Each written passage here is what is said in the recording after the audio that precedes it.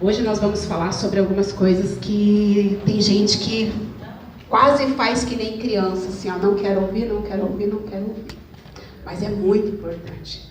Nós vamos falar sobre abuso sexual infantil, nós vamos falar sobre pedofilia, e é verdadeiramente um assunto muito indigesto. Mas nós precisamos ter uma ótica, além de jurídica, se tiver alguém aqui estudando direito, né, ou tiver aqui em nosso meio algum advogado, nós precisamos ter também uma visão clínica, se tiver aqui entre nós algum psicólogo, algum psiquiatra, algum médico, mas nós precisamos também ter uma visão espiritual enquanto igreja. O chá de bonecas, quem aqui já ouviu falar do chá de bonecas, já participou, já foi a algum chá de bonecas? Vi que tem umas mãos, né? Alguém esteve, além dessas duas moças que eu já sei, e a Laura, alguém mais esteve num chá de bonecas que seja promovido por mim e a minha equipe? Não, né? É um outro tipo de chá de bonecas que você foi, de repente? Projeto de prevenção? Oi? Ah, pela internet, tá. Então, pela internet, alguém mais já viu? Então tá bom, deixa eu explicar então o que seria isso. O chá de bonecas, alguém pergunta assim, mas então você que inventou chá de bonecas? Não. Chá de bonecas ele é um termo amplo, como é despedida de solteiro, como é chá de fralda, chá de bebê, chá de casa nova, quando a pessoa se muda, chá de cozinha, quando a moça vai casar, tá? Então ele é um termo assim, livre e aberto. Aí, então, algumas pessoas fazem o chá de bonecas como um tema para aniversário, para festa de meninas. Quando a mamãe, por exemplo, lá tem uma menina e ela quer fazer uma festinha mais ali reservada, com um número pequeno de amigas, então geralmente usa-se o tema chá de bonecas. E é mais ou menos isso aqui que vocês estão vendo, tá? Então, chá de bonecas sem bonecas não é chá de bonecas. Então, chá de bonecas tem que ter xicrinha, chá de bonecas tem que ter flor, chá de bonecas tem que ter bonecas, principalmente. Então, em 2016, eu comecei a pensar, eu preciso ensinar as meninas a se proteger de abuso. Como eu vou fazer isso? Eu trabalhei muito tempo como contadora de história, trabalhei em projeto voluntário, fui mãe social, escrevi um livro para criança sobre inclusão, até eu trouxe aqui alguns exemplares, se alguém quiser depois adquirir. Saulo, Sapo que Usava Sapato, já faz algum tempo que eu escrevi. Ele é um livro paradidático, tá? Para quem trabalha com escola. Mas eu pensei, como falar para meninas? Aí você pode já estar perguntando, mas e os meninos? Depois eu te falo, depois eu explico. Primeira preocupação foi com as meninas. Embora o número de meninos seja sempre aquém do real, o número de denúncias, o número de casos relatados de meninos é sempre aquém do real. Mas a maioria das pesquisas ainda apontam para a maioria das vítimas serem meninas. Tá? E eu concordo com esses estudos, até mesmo porque, enquanto mãe social que eu fui, mãe social, para quem não sabe, é mãe de crianças abrigadas, em situação de risco, como era o antigo orfanato, que hoje em dia já nem existe mais aqui no Brasil, praticamente, né? Porque nós não temos órfãos, nós temos filhos de promiscuidade, nós temos filhos do abandono, nós temos filhos de imprudência, mas nós não temos órfãos, né? Um ou outro caso, muito raro. Então, hoje em dia, talvez por essa razão, não se tem orfanatos, mas sim casas de passagem, né? Casas de abrigo. E eu fui mãe social, e no meu período de mãe social, eu vi muitas crianças de grupos de famílias serem abrigadas, em situação de risco, e conheci um número grande de meninas que eram abusadas, inclusive pelos irmãos mais velhos. Isso faz com que o número de meninas seja maior, até mesmo porque, assim, isso é uma análise minha, num período que eu fui mãe social.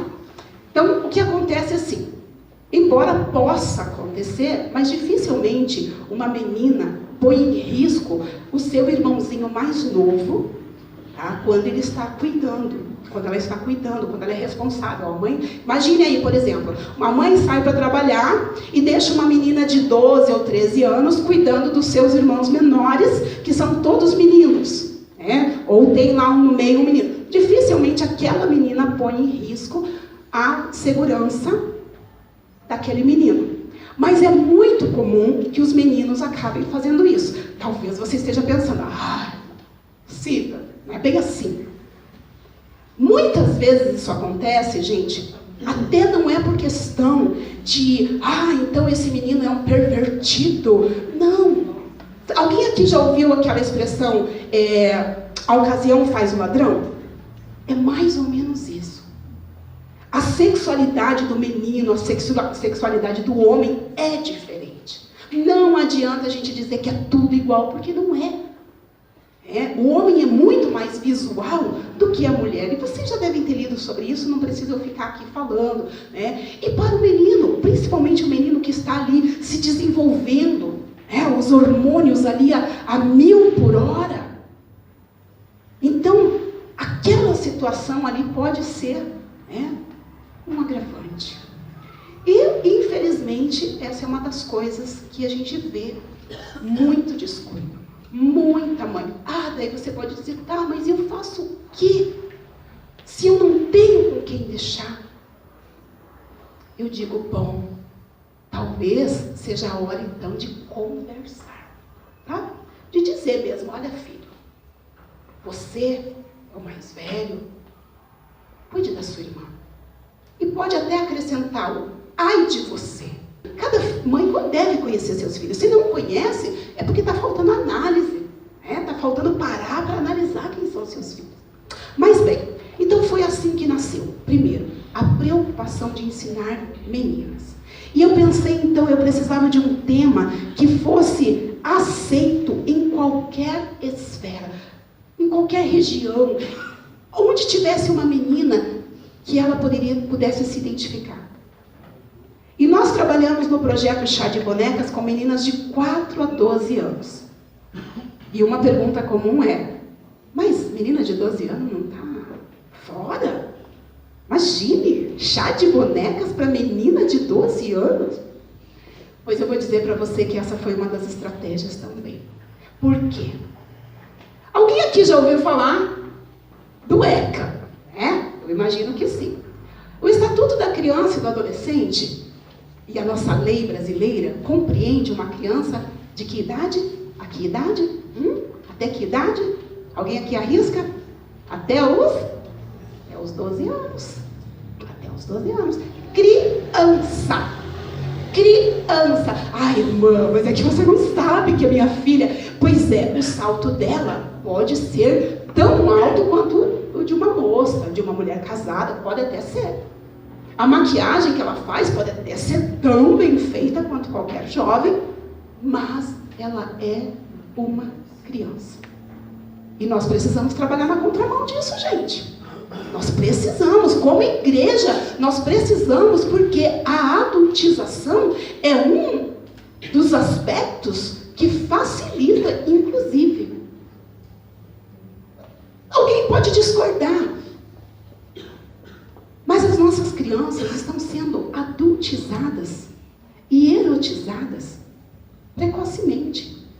E quando eu digo adultizada, elas podem estar sendo adultizadas no seio da igreja. Quando nós deixamos de ver crianças como crianças e as vemos como uma réplica de adulto. Deus não mandou que nós fizéssemos das nossas crianças uma mini Cassiane, uma mini Lauriette, um mini Marco Feliciano. Não. Criança é criança. Samuel foi criança, criado na presença do Senhor. Exerceu o ministério dele na vida adulta. Na vida adulta. Até então era criança. Ensinado? Claro, ensinado. Nós temos visto aí um monte de pregadores mirins, mas não sei o quê. E daí vira assim para o corpo de obreiros e diz assim, E eu estou aqui como profeta do Senhor para dizer para vocês que há pecado em nosso meio. Não duvido que Deus possa usar uma criança. Eu não duvido. Mas eu também já ouvi meninos de 16 anos com o microfone na mão dizer assim: porque vocês não sabem o que eu passei para chegar até aqui. Passou o quê? Passou o quê? Passou nada não. Criança é criança, gente. Criança precisa ser criança. Ah, mas criança não tem vida espiritual? Tem. Mas a linguagem é outra. A pegada é outra. Porque senão é repetição, sim. Aí então, nasceu Chá de Bonecas. E a minha colega que veio me auxiliar, ela disse: Neide, e os meninos? Bom, vamos trabalhar com meninos. Ah, mas vamos fazer então um projeto, né? Outras pessoas disseram: vamos fazer um projeto então para a gente trabalhar menino e menina junto? Eu disse: olha, aí eu acho melhor não. Sabe por quê? Porque assim, já perguntaram para mim: escute, você vem falar sobre ideologia de gênero para as crianças? Ensinar?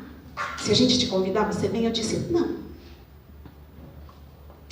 Tem muita gente aí, ó, falando coisas que as crianças não estão ainda nem assimilando direito. Entende?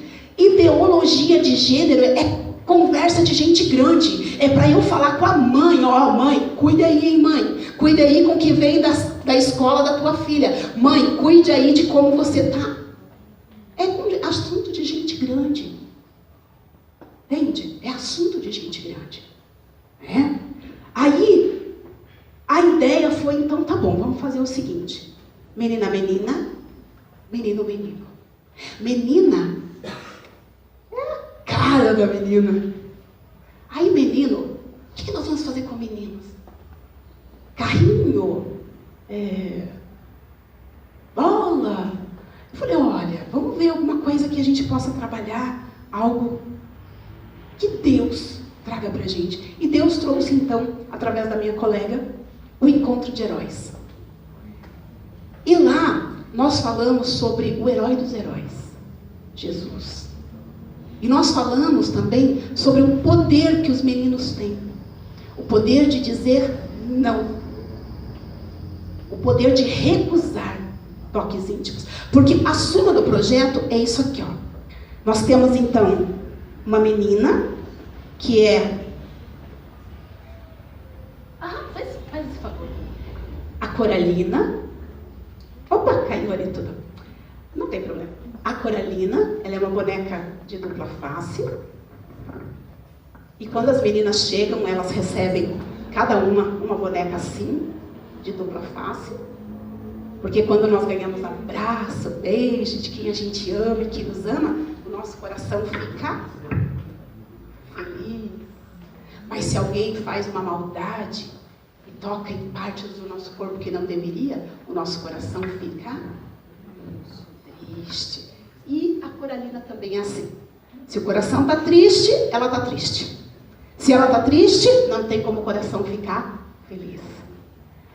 Aí, nós falamos que o corpo da criança e o corpo da Coralina, porque daí a Coralina, na hora da contação de história, a gente usa o fazedor de contas, ela deixa de ser uma boneca para ser uma menina, e nós falamos que ela é preciosa. E o corpo dela é um tesouro. Tesouro não é para qualquer pessoa ficar mexendo, tesouro não é para ser descuidado, tesouro precisa ser muito bem cuidado.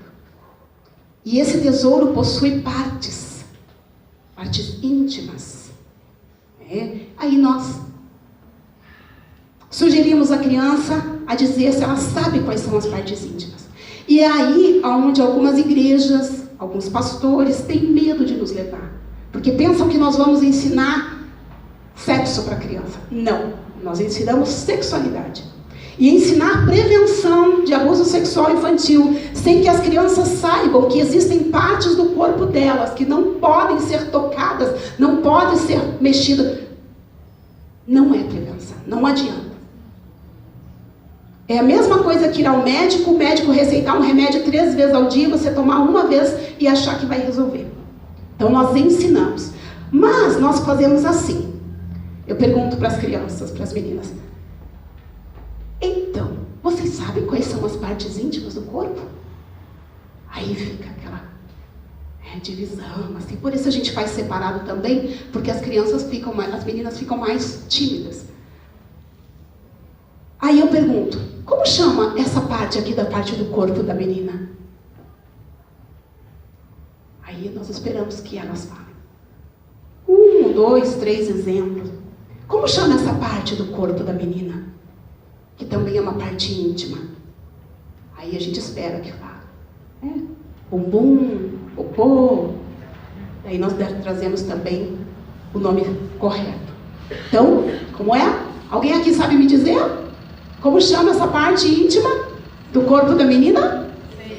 Seios, isso, o nome correto é seios. Mas quando se é pequenina, chama como? Peitinhos. Alguém aqui desse lado sabe? Como um outro nome que a mamãe chama, ou já falou para você? Tchutchu, é isso. Por que tem que ser o nome que a mamãe falou? Porque ela vai identificar aquilo e a mamãe também pode relembrar. Olha, no tchutchu, não pode. E isso, com criança de 2, 3 aninhos já dá para começar. E aqui na frente, como chama, logo depois do umbiguinho, como chama o nome dessa parte íntima? Alguém sabe dizer? Então, isso, sai cada nome, gente, cada nome. As meninas, as mulheres, as mamães são tão criativas nessa hora. Junto do apelido, nós trazemos também um nome correto. Tem profissionais, inclusive cristãos que trabalham, que eles dizem que a gente deve ensinar somente o nome correto, científico.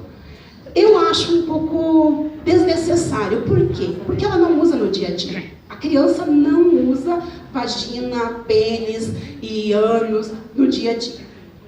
Vocês ficaram chocados porque a irmã falou isso aqui na frente? Pois bem, espero que não. Porque vocês precisam falar com seus filhos. Vocês precisam. Pode dar o apelido que vocês quiserem. Sejam coerentes na hora de dar apelidos, né? Cuidado para não trazer aqueles... E quando as crianças falam, então nós, de forma sóbria. Então a menina falou, passarinha? Não. Nós estamos aqui ministrando, é assim. Isso, é assim que você cuida. Muito bem. Daí a outra falou, vagina. Nós deixamos que tragam alguns exemplos e já encerramos por quê? Cada um aqui sabe o contexto de onde mora. Então, às vezes, o linguajar pesado de criança se xingando, nós não permitimos. Mas como que nós não permitimos assim? Que isso? Como é que você fala uma coisa dessa aqui? Não, é assim. Falou lá uma palavra chula. Pois é, querida, mas meninas bonitas não falam assim. E passa para outra, entendeu? Da mesma forma os meninos. Meninos às vezes gostam de afrontar. Meninos às vezes gostam. Mas nós temos trabalhado muito bem com isso. Por quê? Nossa intenção não é chocar as outras crianças. Nossa intenção é ensinar. Aí então, nós tiramos a roupa da criança, da menina ali, ou do menino, e nós vamos falando sobre toques do sim, que são. A gente pergunta, quando você recebe um beijo carinhoso, daquela tia que você estava com bastante saudade, este é o toque do? Sim. Sim, muito bem, muito bem. E abraço? Quem aqui gosta de abraço? Levanta a mão. Então, tem gente que não gosta muito de abraço, mas um abraço quando a gente ama e sabe que aquela pessoa nos ama, também é muito bom. Agora veja bem, se tem uma pessoa que estiver te abraçando de uma maneira que você achou um pouco estranho, você não precisa permitir. Aí sabe o que você faz? Conta para a mamãe. Ou conta para o seu adulto de confiança. Neste momento, geralmente, a gente já falou sobre o adulto de confiança ou nós passamos a falar. Quem é o adulto de confiança? Depois nós vamos conversar sobre isso, tá? Certo, pessoal? Beleza. Então tá. Aí nós falamos sobre os toques do sim. Agora nós vamos falar sobre o toque do não. Mas é assim. Quando nós falarmos sobre o toque do não, são aqueles toques que a gente não deve permitir. Porque o toque do não, geralmente quem quer fazer o toque do não, que é mexer nas partes íntimas, eles querem fazer isso às escondidas. Então vocês vão dizer um não bem forte, tá bom? Bem. Se algum estranho, ou mesmo que não seja um estranho, que seja uma pessoa que você conheça bem, uma pessoa que você até achava legal, se essa pessoa falar para você assim, vem aqui comigo, mas ó, não conta para ninguém, que eu quero mostrar para você uma coisa bem legal na internet. Você vai? É sim ou não? Não? Desse tamanho? Não, gente. Precisa ser um não bem forte. Porque se essa pessoa tentar levar você para fazer o toque do não, fazer coisas que não deve, você tem que falar um não bem grandão. Vamos tentar de novo? Então vamos lá. Se uma pessoa quiser levar você às escondidas e disser que vai mostrar uma coisa na internet, você vai dizer? Não! Muito bem, muito bem. E assim nós vamos. Por quê? Primeiro, nós recebemos essa orientação do Dr. Washington, que trabalha numa rede de proteção, e uma das informações é de que a libido do pedófilo pode cair acentuadamente se a criança gritar. Então nós temos ensinado as nossas crianças a gritar, porque o efeito surpresa pode deixar um adulto paralisado. Então imagine uma criança sendo surpreendida com um ato de um pedófilo, ela fica sem. Principalmente porque é de consenso, né? E a gente concorda que a criança é um ser em formação. Ela está crescendo, ela está sendo formada em todos os aspectos, inclusive no intelectual. O repertório, né? O dicionário, tudo para a criança é limitado. Por isso que eu ainda digo assim, que muita gente que trabalha para a criança não sabe trabalhar com criança. E sempre que possível nós auxiliamos. Por quê? Por exemplo, eu peço para uma conselheira ou um conselheiro tutelar para vir falar com as nossas crianças e ela chega aqui de repente e diz assim: então, crianças, eu estou tão feliz de estar aqui com vocês são tão lindos. E eu quero dizer para vocês assim, olha, se um adulto violar os seus direitos, você pode contar comigo. Violar direitos. Ah, entendi. Ah, se um adulto violar o meu direito. Gente, vocabulário ainda em desenvolvimento. Então, não é que não possa usar essa palavra, mas tem que trazer a palavra e um sinônimo, né? Então, nós trabalhamos com todo esse cuidado. Mas, bem, hoje eu vim falar, isso é só para vocês conhecerem o projeto, quando vocês virem, tem uma página, nossa página chama-se Chá de Bonecas no Facebook, tá? Você pode colocar para achar com mais facilidade assim, @Chá de Bonecas Neide Lunas. Tá? Ou procura Neide Lunas, que é bem fácil, e depois você já vai achar o Chá de Bonecas. E tem também Encontro de Heróis, Mara Melnick, mas se me achar lá também acha fácil o Encontro de Heróis. Temos o nosso canal no YouTube, no Instagram, e Deus tem abençoado e nos permitido caminhar e ensinar nossas crianças.